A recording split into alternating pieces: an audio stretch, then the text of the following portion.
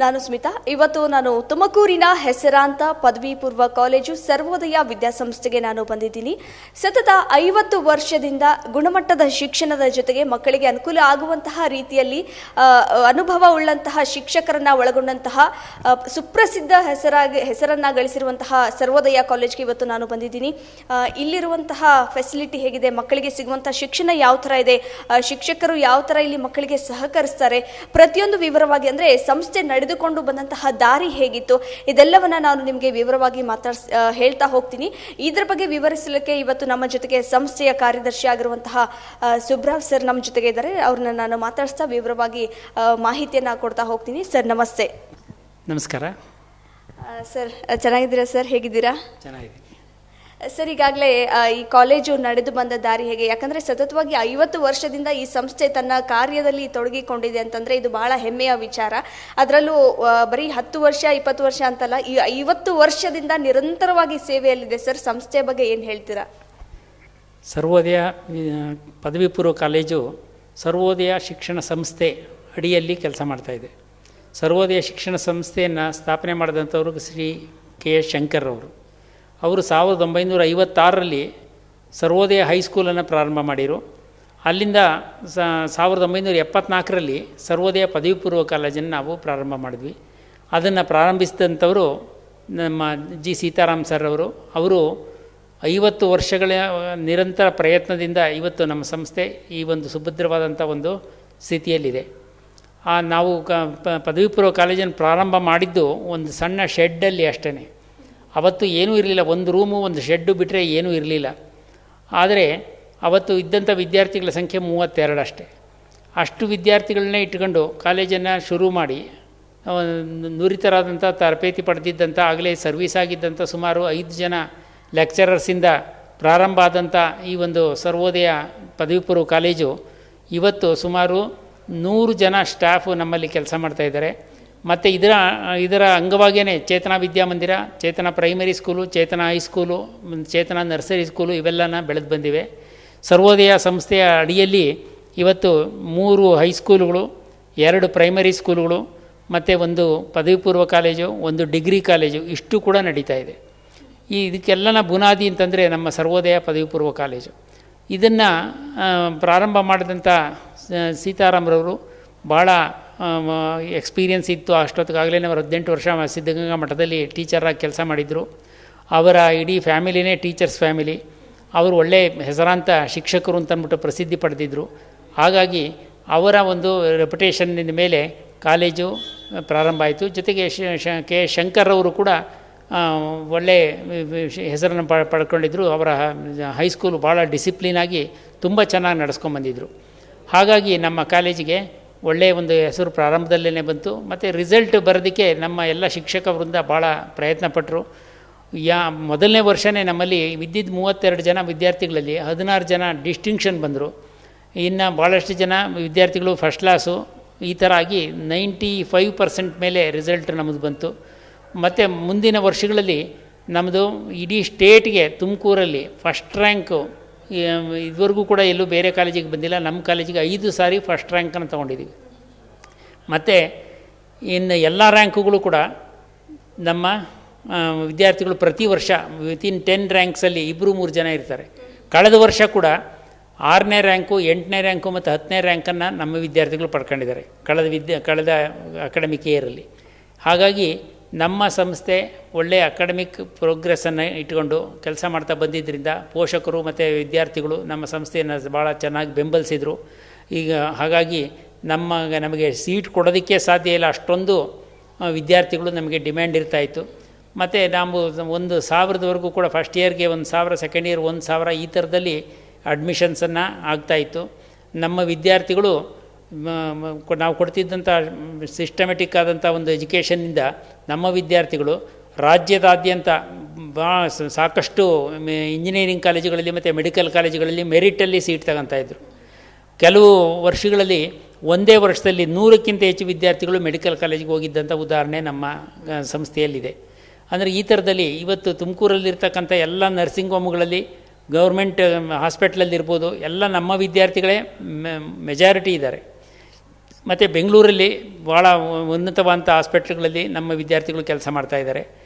ಮತ್ತು ಎಷ್ಟೋ ಜನ ಸುಮಾರು IAS ಮತ್ತು IPS ಅಧಿಕಾರಿಗಳಾಗಿ ಸುಮಾರು 20ಕ್ಕಿಂತ ಜಾಸ್ತಿ ಜನ ನಮ್ಮ ಸಂಸ್ಥೆಯಿಂದ ಓದಿರ್ತಕ್ಕಂಥ ವಿದ್ಯಾರ್ಥಿಗಳು ಹೋಗಿ ಕೆಲಸ ಮಾಡ್ತಾಯಿದ್ದಾರೆ. ಹಾಗಾಗಿ ಅವರು ಅಷ್ಟೊಂದು ಅಚೀವ್ಮೆಂಟ್ ಮಾಡೋದಕ್ಕೆ ನಮ್ಮಲ್ಲಿರ್ತಕ್ಕಂಥ ಒಂದು ಡಿಸಿಪ್ಲಿನ್, ವಿದ್ಯಾರ್ಥಿಗಳಲ್ಲಿ ನಾವು ಡಿಸಿಪ್ಲಿನನ್ನು ಮೊದಲು ಇಂಪೋಸ್ ಮಾಡ್ತೀವಿ. ಆ ಡಿಸಿಪ್ಲೀನು, ಡೆಡಿಕೇಷನ್ನು, ಡಿಟರ್ಮಿನೇಷನ್ನು ಇದ್ದರೆ ವಿದ್ಯಾರ್ಥಿಗಳು ತಾವೇನೇ PUC ಮುಗಿದ ತಕ್ಷಣ ಅವ್ರಿಗೆ ಇನ್ಯಾರೂ ಗೈಡೆನ್ಸೇ ಬೇಕಾಗಿಲ್ಲ, ಅವರೇನೇ ಒಂದು ಗುರಿಯನ್ನು ಮುಟ್ಟೋದಕ್ಕೆ ಹೋಗ್ತಾರೆ. ಆ ಥರ ಅವರು ಬೆಳವಣಿಗೆ ಆಗುತ್ತೆ ಅಂತ ಅನ್ನೋದನ್ನು ನಾವು ಇಷ್ಟು ವರ್ಷಗಳಲ್ಲಿ ನಾವು ನೋಡಿದ್ದೀವಿ. ಹಾಗಾಗಿ ನಮ್ಮ ಸಂಸ್ಥೆ ಇಷ್ಟು ಪ್ರಬುದ್ಧಮಾನಕ್ಕೆ ಬರೋದಕ್ಕೆ ಕಾರಣ ಆಯಿತು. ಈಗ 50 ವರ್ಷಗಳು ಕಳೆದಿದೆ.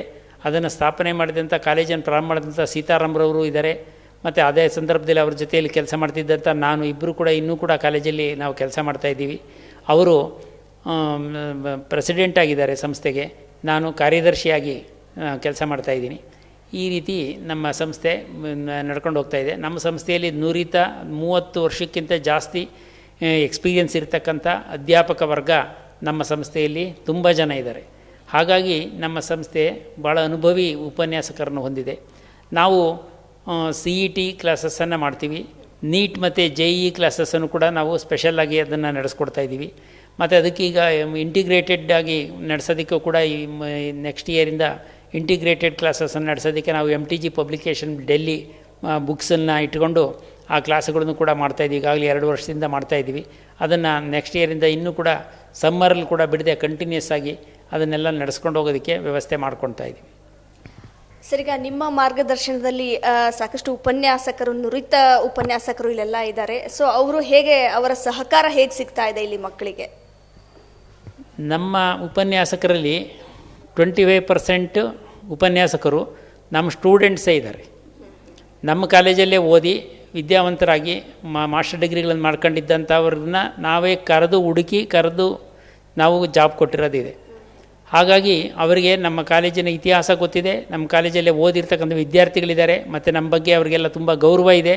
ಹಾಗಾಗಿ ಅವರು ಕೂಡ ಅಷ್ಟೇ ಒಂದು ಡೆಡಿಕೇಷನ್ನಿಂದ ಕೆಲಸ ಮಾಡ್ತಾಯಿದ್ದಾರೆ. ನಮ್ಮಲ್ಲಿರುವಂಥ ಅಧ್ಯಾಪಕ ವರ್ಗ ಇನ್ಯಾವುದೇ ಕಾಲೇಜಲ್ಲಿ ಸಿಗೋಕ್ಕೆ ಸಾಧ್ಯ ಇಲ್ಲ ಅಂತ ನಾನು ಭಾಳ ಹೆಮ್ಮೆಯಿಂದ ಹೇಳೋಕ್ಕೆ ಇಷ್ಟಪಡ್ತೀನಿ.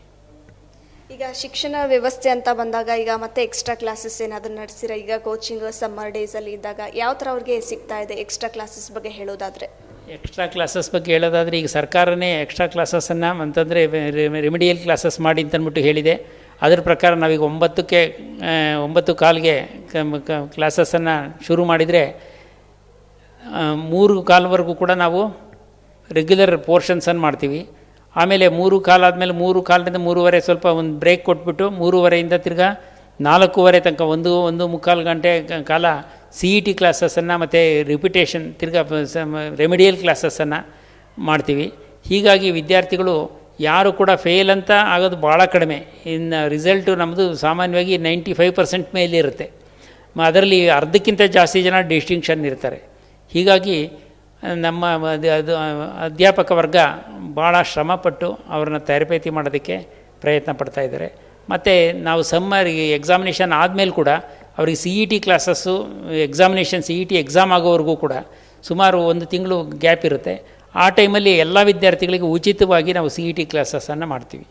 ಈವನ್ ಅದಕ್ಕೆ ಬೇರೆ ಹೊರಗಡೆ ಯಾರನ್ನ ವಿದ್ಯಾರ್ಥಿಗಳು ಬಂದು ನಾವು ಅಟೆಂಡ್ ಮಾಡ್ತೀವಿ ಅಂತ ಅಂದವ್ರಿಗೂ ಕೂಡ ಅವಕಾಶ ಕೊಟ್ಟು ಅವರಿಗೆ ನಾವು ಮಾಡ್ತೀವಿ. ಅವರಿಗೆ ಮೆಟೀರಿಯಲೆಲ್ಲ ನಾವು ರೆಡಿ ಮಾಡಿಸಿ ಪ್ರತಿದಿನ ಮೆಟೀರಿಯಲ್ ರೆಡಿ ಮಾಡಿಸಿ ಕೊಡ್ತೀವಿ.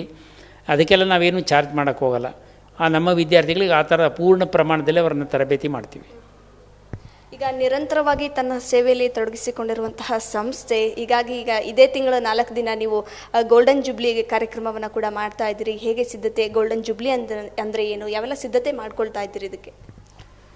ನಮ್ಮ ಸಂಸ್ಥೆ ಪ್ರಾರಂಭ ಆಗಿ ಅಂದರೆ ನಮ್ಮ ಕಾಲೇಜು ಪ್ರಾರಂಭ ಆಗಿ ಇಲ್ಲಿಗೆ ಈ ವರ್ಷಕ್ಕೆ 50 ವರ್ಷ ಆಗುತ್ತೆ. 50 ವರ್ಷದ ಸಂದರ್ಭದಲ್ಲಿ ಗೋಲ್ಡನ್ ಜುಬ್ಲಿ ಅಂತಂದರೆ ಒಂದು ಸುವರ್ಣ ಮಹೋತ್ಸವ ಅಂತಂದ್ಬಿಟ್ಟು ನಾವು ಮಾಡ್ತಕ್ಕಂಥದ್ದು. ಅದು ನಮ್ಮ ಭಾಳ ಒಂದು ಹೆಮ್ಮೆಯಿಂದ ಮಾಡ್ತಕ್ಕಂಥ ಒಂದು ಕಾರ್ಯಕ್ರಮ.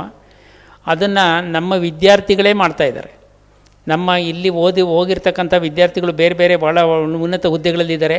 ಇವತ್ತು ತುಮಕೂರಿನ ಶಾಸಕರು ಕೂಡ ನಮ್ಮ ವಿದ್ಯಾರ್ಥಿನೇ. ಮತ್ತು ಪಾವಗಡದಲ್ಲಿ ಇರ್ತಕ್ಕಂಥ ಇವರು ಕೂಡ ಶಾಸಕರು ಕೂಡ ನಮ್ಮ ವಿದ್ಯಾರ್ಥಿನೇ ಇದ್ದಾರೆ. ಹೀಗಾಗಿ ನಮ್ಮ ವಿದ್ಯಾರ್ಥಿಗಳು ಇವತ್ತು ಉನ್ನತ ಹುದ್ದೆಗಳಲ್ಲಿ ಇದ್ದಾರೆ. ಅವರುಗಳೇ ನಮ್ಮ ಕಾಲೇಜಿಗೆ 50 ವರ್ಷ ಆಯಿತು, ಇದನ್ನು ಗೋಲ್ಡನ್ ಜೂಬ್ಲಿ ಮಾಡಬೇಕು ಅಂತಂದ್ಬಿಟ್ಟು ಒಂದು ಪ್ರಸ್ತಾಪವನ್ನು ಅವ್ರು ಮುಂದಿಟ್ಟಾಗ ಅವರುಗಳೇ ಎಲ್ಲ ನಿಂತುಕೊಂಡು ಈ ಕೆಲಸನ ಕಾರ್ಯಕ್ರಮಗಳನ್ನು ನಡೆಸ್ಕೊಡೋದಕ್ಕೆ ಅವರೆಲ್ಲ ಭಾಳ ಸಂತೋಷಪಟ್ಟು ಮುಂದೆ ಬಂದಿದ್ದಾರೆ. ಮತ್ತು ಅವರೆಲ್ಲರೂ ಕೂಡ ಬೇರೆ ಬೇರೆ ವಿದೇಶಗಳಲ್ಲಿ ಇರ್ತಕ್ಕಂಥವರು ಕೂಡ ಡಿಸೆಂಬರಲ್ಲಿ ಇಟ್ಕೊಳ್ಳಿ ಸರ್, ನಮಗೆ ರಜೆ ಇರುತ್ತೆ, ಆ ಟೈಮಲ್ಲಿ ಬರೋದಕ್ಕೆ ಅನುಕೂಲ ಆಗುತ್ತೆ ಅಂತ ಅಂದ್ಬಿಟ್ಟು ಹೇಳಿದ್ರಿಂದ ನಾವು ಡಿಸೆಂಬರ್ ಕೊನೆ ವಾರದಲ್ಲಿ 29ನೇ ತಾರೀಕು, ಈ ತಿಂಗಳ 29ನೇ ತಾರೀಕು ಭಾನುವಾರ ಆ ಕಾರ್ಯಕ್ರಮನ ಇಟ್ಕೊಂಡಿದ್ದೀವಿ. ಅದಕ್ಕೆ ವಿದೇಶದಲ್ಲಿರ್ತಕ್ಕಂಥ ವಿದ್ಯಾರ್ಥಿಗಳು ಮತ್ತು ನಮ್ಮ ದೇಶಾದ್ಯಂತ ಇರತಕ್ಕಂಥ ಬೇರೆ ಬೇರೆ ವಿದ್ಯಾರ್ಥಿಗಳು ಎಲ್ಲರೂ ಕೂಡ ಭಾಗವಹಿಸೋದಕ್ಕೆ ಅವರು ಬರ್ತಾಯಿದ್ದಾರೆ. ಇದು ನಮಗೆ ಭಾಳ ಹೆಮ್ಮೆಯ ವಿಚಾರ. ಯಾಕೆಂತಂದರೆ ಎಷ್ಟೋ ವರ್ಷಗಳ ಹಿಂದೆ ಓದಿ ಬೇರೆ ಪ್ರಪಂಚದಾದ್ಯಂತ ಹರಡಿರ್ತಕ್ಕಂಥ ನಮ್ಮ ವಿದ್ಯಾರ್ಥಿಗಳು ಒಂದು ಕಡೆ ಸೇರಿ ಅವ್ರನ್ನ ನಾವು ಭೇಟಿ ಮಾಡ್ತಕ್ಕಂಥದ್ದು, ಅವರು ನಮ್ಮನ್ನು ಭೇಟಿ ಮಾಡ್ತಕ್ಕಂಥದ್ದು, ಇದೆರಡೂ ಕೂಡ ಇಬ್ಬರಿಗೂ ಕೂಡ ಭಾಳ ಹರ್ಷದಾಯಕವಾದಂಥ ಒಂದು ಸಂಗತಿ. ಅದಕ್ಕೋಸ್ಕರ ಆ ಒಂದು ಅವಕಾಶವನ್ನು ನಾವು ಮಾಡ್ಕೊಳೋದಕ್ಕೋಸ್ಕರ 29ನೇ ತಾರೀಕು ನಾವು ಈ ಒಂದು ಸಮಾರಂಭವನ್ನು ಇಟ್ಕೊಂಡಿದ್ದೀವಿ. ಎಸ್ ವೀಕ್ಷಕರೇ, ನೋಡಿದ್ರಲ್ಲ, ಸಂಸ್ಥೆ 50 ವರ್ಷದಿಂದ ನಿರಂತರವಾಗಿ ತನ್ನ ಸೇವೆಯಲ್ಲಿ ತೊಡಗಿಸಿಕೊಂಡು ಬಂದಿದೆ. ಈಗ ಇದೇ ತಿಂಗಳ 26, 27, 28, 29 4 ದಿನಗಳ ಕಾಲ ಇಲ್ಲಿ ಗೋಲ್ಡನ್ ಜುಬ್ಲಿ ಅನ್ನುವಂತಹ ಕಾರ್ಯಕ್ರಮವನ್ನು ಹಮ್ಮಿಕೊಂಡಿದ್ದಾರೆ.